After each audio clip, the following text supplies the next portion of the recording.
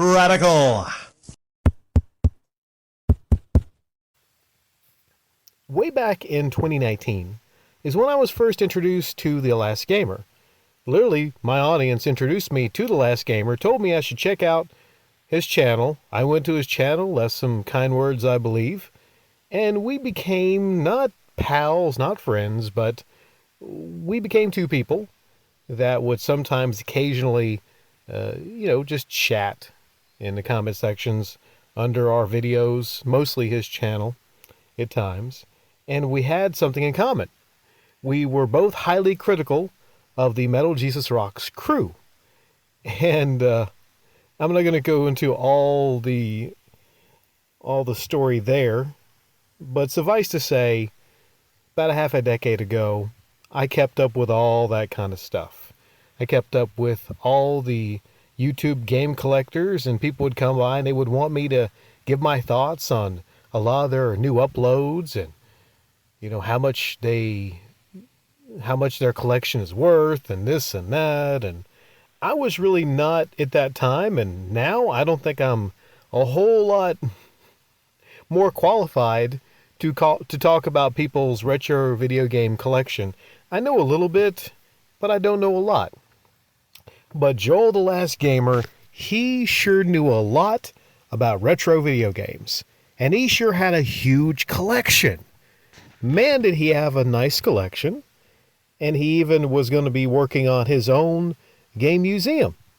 Now, many of you know that there's a game museum currently being constructed by the one John Hancock, which is tentative to be released in, I think, 2045 is when that game museum will be dropping. So only about, 2 decades away, but that is definitely coming. And don't let anybody tell you that John Hancock's game museum is not on its way. It's going to be buttery smooth, and it's going to be quite humble also. But yeah, seriously, I want to talk about why I'm unsubscribing after several years to the channel, The Last Gamer's channel. It's a very obvious reason. I'm unsubscribing because it's a waste of a subscription at this point. Because this man, The Last Gamer, has no content on his channel.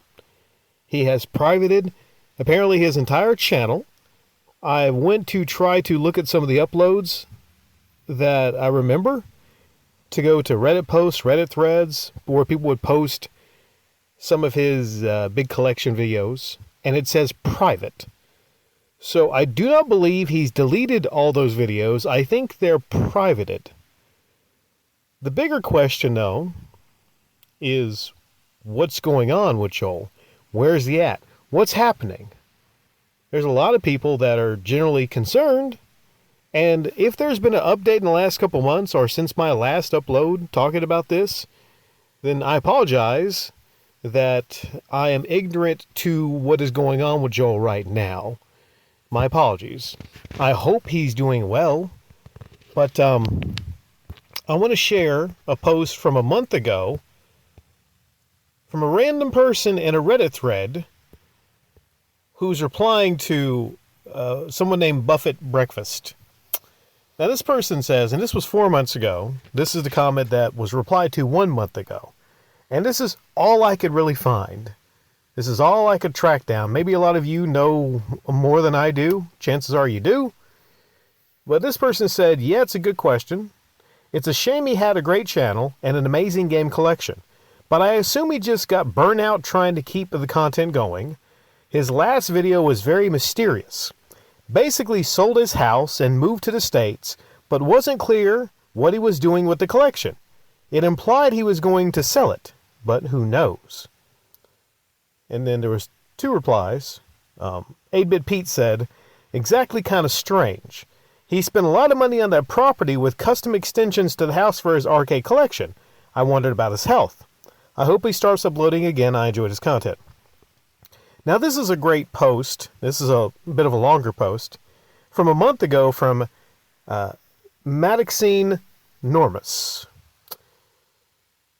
They say, so apparently this is a story of what happened to him. Please note that these are not my words. This is from a YouTube video comment on the same subject. Make of this what you will. Number 1. Joel suffered a bunch of very serious health problems and almost died from them, cancer and heart related. 2. He then sold a lot of his assets and moved to a much nicer, but smaller, McMansion in another location closer to the city. 3. During the pandemic, he discovered alt-right commenters. I'm a libertarian, so when I say alt-right, I don't mean it like the media or woke people, legit fringe voices, and kind of became addicted to the rabbit hole of global conspiracies. He also uploaded a few social media videos of him shouting out wingnut conspiracy guys like Joseph Watson and Alex Jones for waking him up, and called them classy individuals. 4. Joel had no sooner bought his new home before his family said that he was in a deep depression and he was rethinking life. Something that was actually captured in a clip of a video that Joel uploaded promising that he was working on the final entry in his autobiography video series. However, a year later, a great deal of his videos were removed from his YouTube channel. That one included. 5. Told you it was a long post. 5. Before long, people were saying that he had a new private social media page under a different name. On it, he looked very sickly, had gray hair, and had grown out a beard. 6. Which brings us to the last things anyone knows for sure. At the end of 2022, that same social media page has Joel's address updated to Philadelphia, USA. His fancy new dream home in Australia was allegedly up for sale, barely lived in, and the last photos on the page before his family realized people caught on were of him at a baseball game in Philly. The images were of his family, him decked out, all in the fan gear, standing near the skybox seats. 7. At the start of 2024, a bunch of people spammed his last few videos asking for responses. 2 months later, the profile picture of his YouTube channel was removed, a few more videos were removed, a bunch of comments hidden, and his page basically became an archive. Wow. I'm going to continue with this. This is a long-ass comment. So, as far as I'm concerned, he is alive. Although he almost wasn't at one point, and the pandemic straight up broke his brain. I personally saw the social media videos and post of this. His sickness broke his soul and forced his family to relocate. At around that same time, the man realized he wanted to be an American and enjoy baseball and the Trump. It is my belief that the collection and arcade machines are long gone, and he is a combination of too ashamed, it was his everything, the thing that made him famous, his boastful brag-worthy claim, and too lazy to let the public know. I suspect he had some major changes of heart, and was no longer wanted to be bound to those physical things. He no longer agreed with his government. He was a sick man and needed American medicine, who now had a lot of free cash and a second chance at life, with a new calling to boot. I'm certain he wanted the millions back from his collection, and got it. He's now enjoying the life of a private citizen in a new land.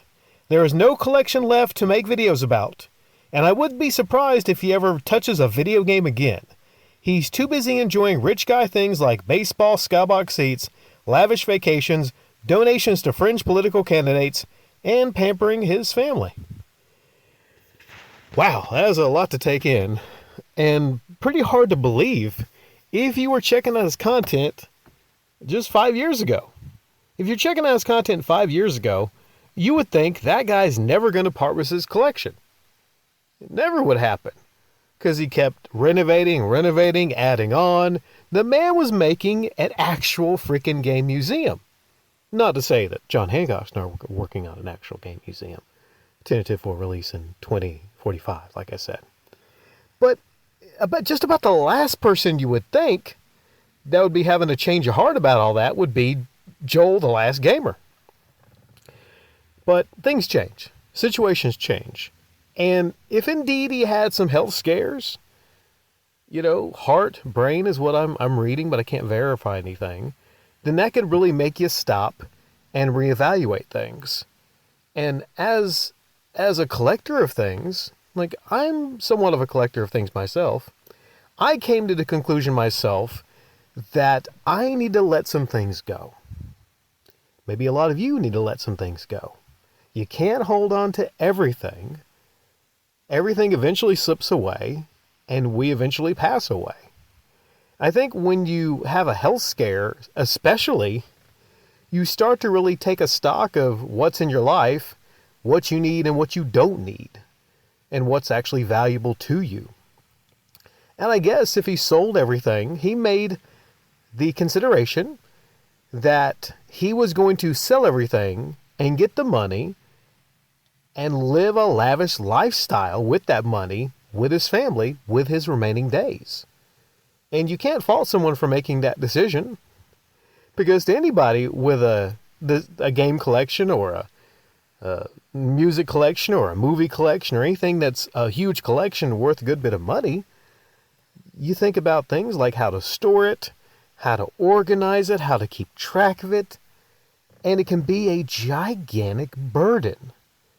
That's the other side of it that people don't really think about. They just think, oh, I want to have a game collection just like The Last Gamers. But you don't think about the big burden it can take on you. Mentally, physically, having to constantly move all this stuff around. You know, boxes and boxes and cases of video games are not exactly light, you know. So, I mean, right now, I'm speaking as to you all, not as a big collector, but I have a business, I have a store, and I'm realizing with a small store, just the amount of upkeep it can take.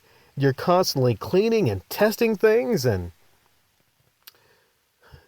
in no way, shape, or form do I have anywhere near the collection that, you know, The Last Gamer had.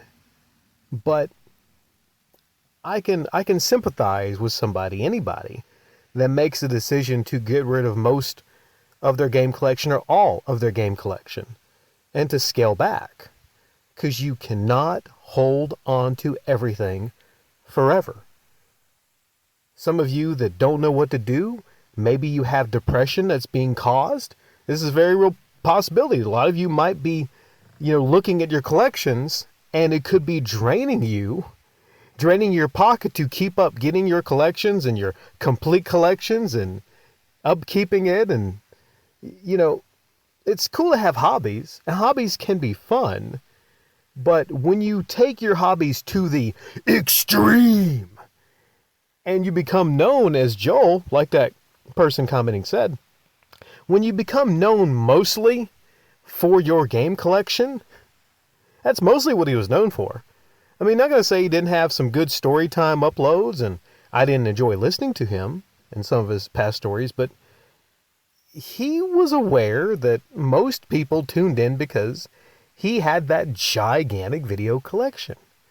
So possibly he would be ashamed if he sold all of it.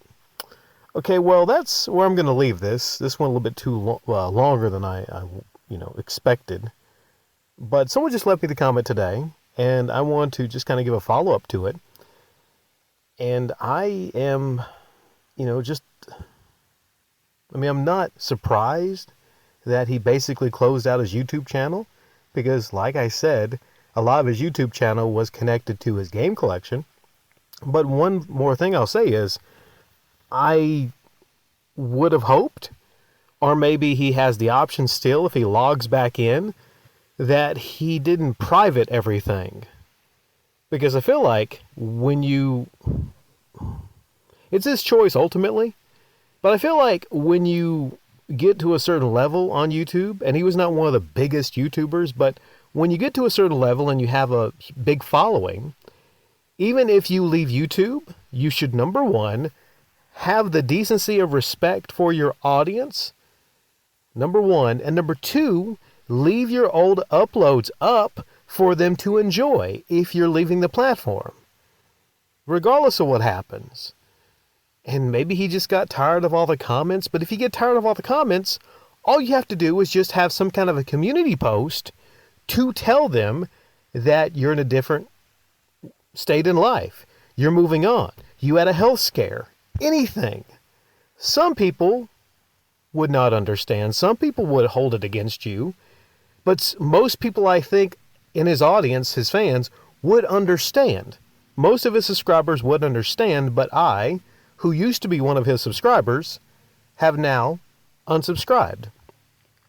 And ultimately, there might still be more questions coming down the line about Joel, but this tells you right here definitively, with him privating basically his entire channel, there will be no grand return of The Last Gamer, especially if he has sold his entire video game collection.